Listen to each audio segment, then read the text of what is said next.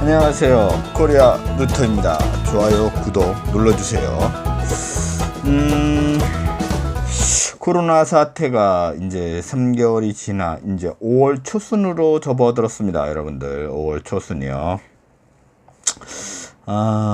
제가 말씀을 드렸어요. 예측을 했고요.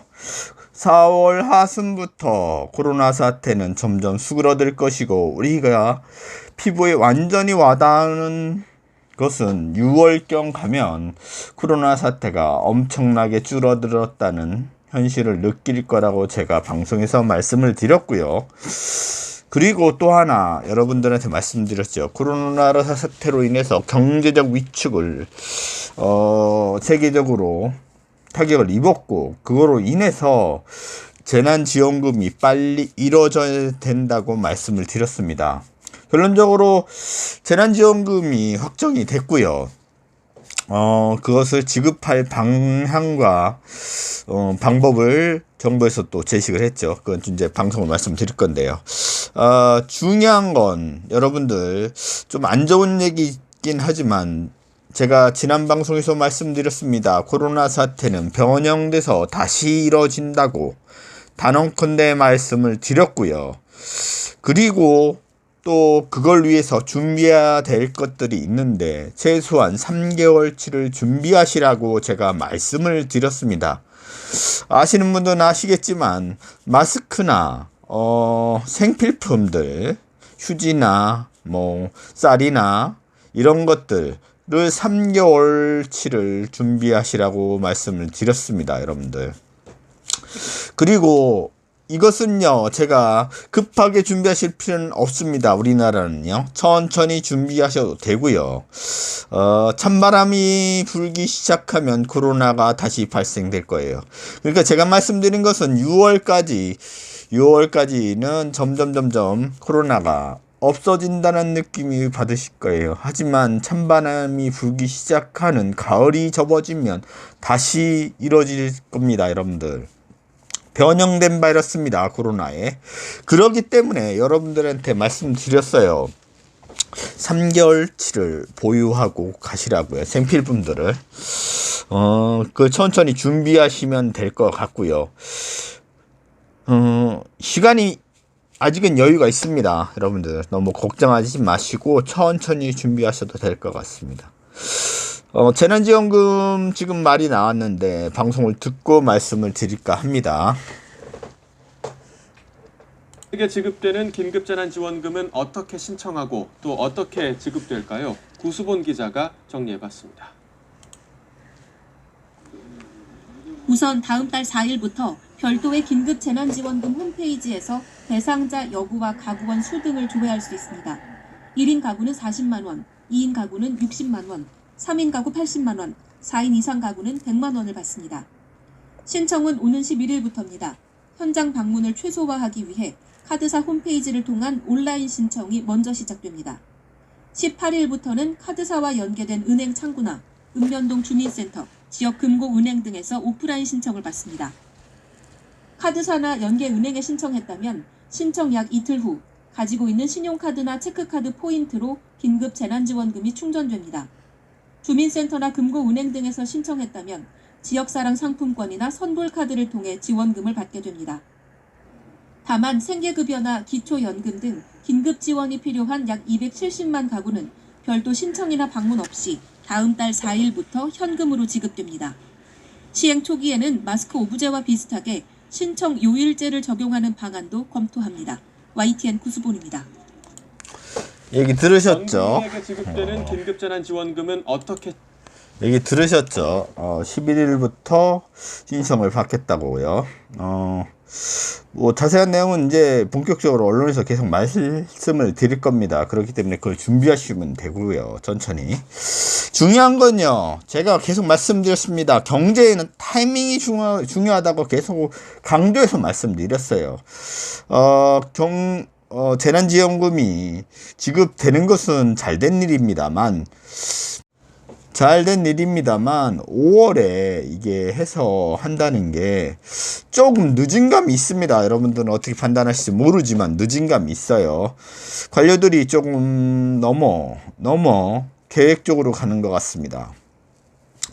늦은 감이 있고요. 그나마 그래도 다행인 것은 지급이 된다는 거.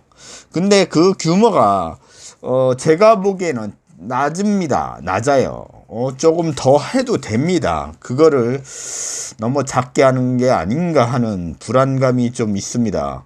우리나라는요, 제가 다시 말씀드리지만 2, 3년 뒤에는 이 어려운 시국을요, 누구보다 빨리 헤쳐나갈 것입니다. 그리고 초강대국으로 갈 수 있는 기틀을 지금 마련하고 있고요. 정치적이나 교육적이나 언론적이나 그리고 검사나 이런 모든 개혁을 기틀을 올해 만들 거라고 제가 말씀을 드렸어요. 중요한 건요, 지금 침체 시기입니다. 침체 허벅지에 와 있다고 제가 계속해서 말씀을 드렸어요, 여러분들. 회사에서 사람은 남으셔야 되고요.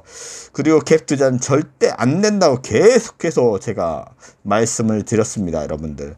이것은 꼭 지키셔야 되고요. 이게 언제까지냐?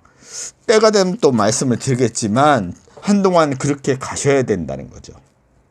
힘들고 어려운 시기입니다, 여러분들.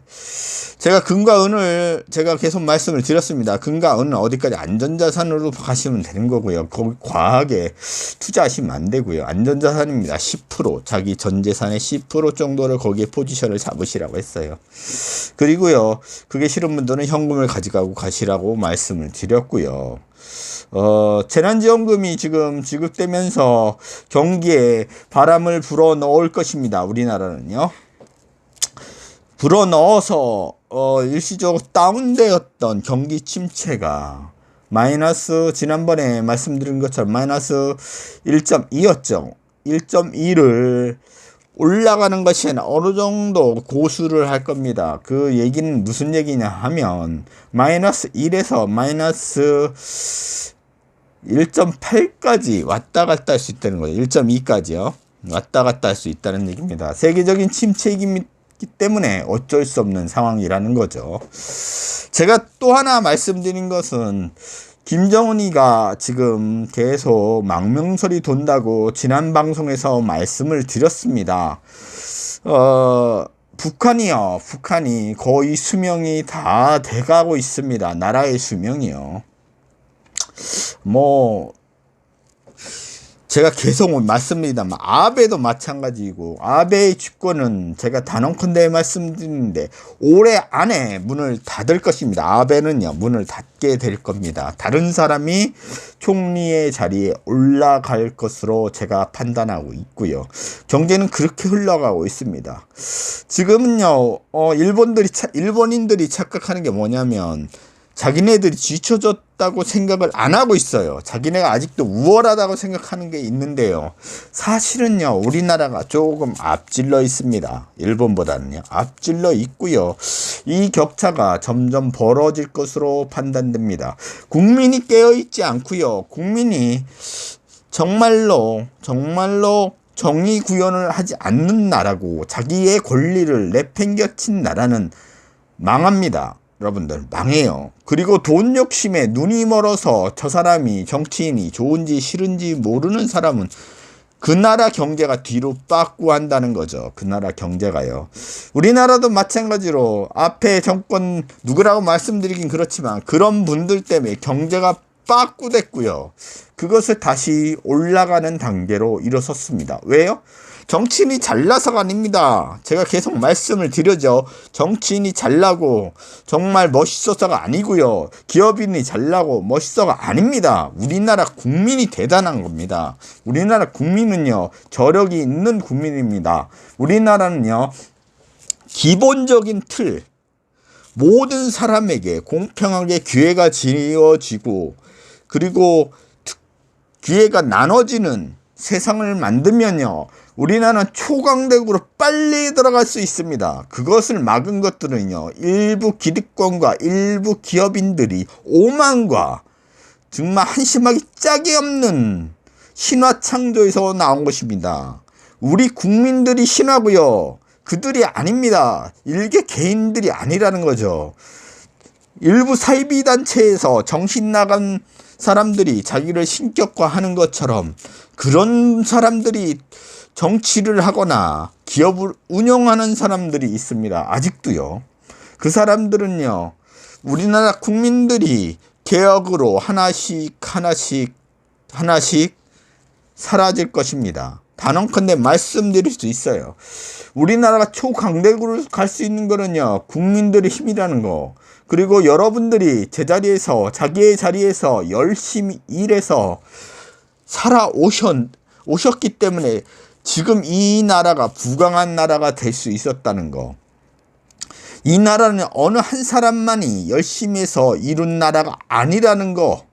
국민들이 정치와 언론과 교육과 모든 분야에 개혁의 바람을 불어넣을 것입니다.